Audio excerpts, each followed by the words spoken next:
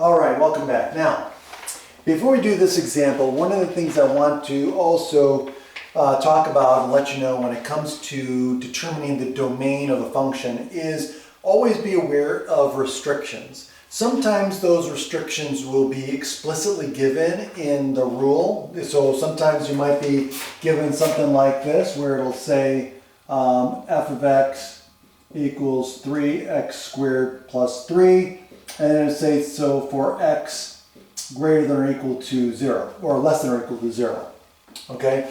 Something like that, where it's giving a restriction on the domain. Sometimes you have to figure out what the restriction is. Sometimes there's restrictions that aren't explicitly given, like in this case. Okay? Sometimes you have to know what to look for or be aware of some situations. Like, for example, some of the guidelines for determining the domain of a function are: one, you don't want any values that will put a 0 in a denominator if you're dealing with a fractional expression. So that's one. You want to avoid zeros in the denominator of any fractional expression. Two, you want to avoid any negative numbers that would be the radicand of an even rooted, or excuse me, an even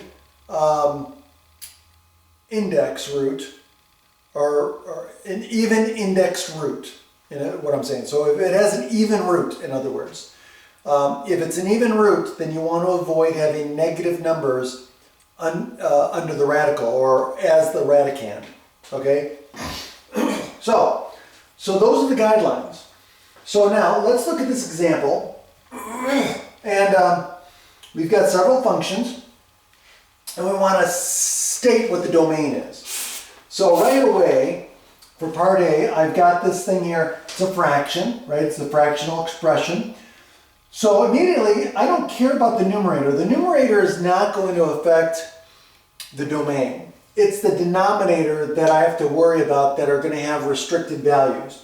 So what I'm going to do is set the denominator equal to 0 and solve for x. So when I do that, what do I get? I get 2x equals 5, and then x equals 5 halves.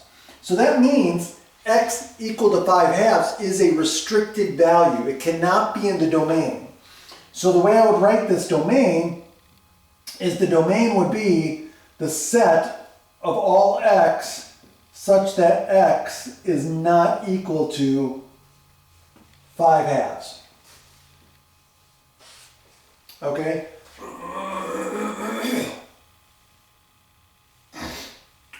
Okay? So because what I did was I found the value that makes the denominator 0. So that's what I did here when I was solving for the denominator equal to 0. I was looking for all of the values that make the denominator 0. So since 5 halves will make the denominator 0, we do not want 5 halves in the domain. It cannot be in the domain. Okay? Everything else is fine. There's no other restrictions. So now what about this one? What about B? Well, again, let's look at the denominator. Now, here's the thing. Right away, I have this x squared, which means the only way I can get 0 in the denominator is if x squared is negative 4, right? So because if I equal 0, if I solve this equal to 0, I get x squared equal to negative 4. Well, that's impossible, right? There's no number I can put in here and square it and get a negative number. So that means there are no restrictions. Okay? Especially because we're talking about real numbers, right? We're not talking about anything else other than real numbers. Okay? So, since there's no restricted values here, the domain for part B would be all real numbers. So I would put negative infinity to positive infinity, or you could write boldface R for all reals. Okay? Now what about C? C has an even root. It's a square root, right? So that means I can't have any negative values, so only non-negative values. So what I'm going to do is I'm going to solve for this equal to 0. Okay, so I'm going to say 2 minus t is equal to 0, which means that what? T equals 2. So if t equals 2, I'll get 0. Now, having 0 under the radical is okay. I just don't want anything that's negative, right? So I have to test, or I have to think, okay, what if I put in less than 2? What if I put in 1? Will that give me a negative value? No. What if I put in something bigger than 2? Yes. So another way to solve this, just so you know, is solve the inequality, right? So I don't want t minus, what I'm looking for is when is t minus t less than 0? So if I solve for the inequality, I subtract 2 from both sides, right? So if I'll get negative t is less than negative 2. Now what I can do is I can multiply both sides by negative 1. But remember, when you're dealing with inequalities, whenever you multiply or divide both sides by a negative number, you have to flip the inequality. So if I multiply both sides by negative 1, then make sure that I flip the inequality. And so now, here are all the restricted values.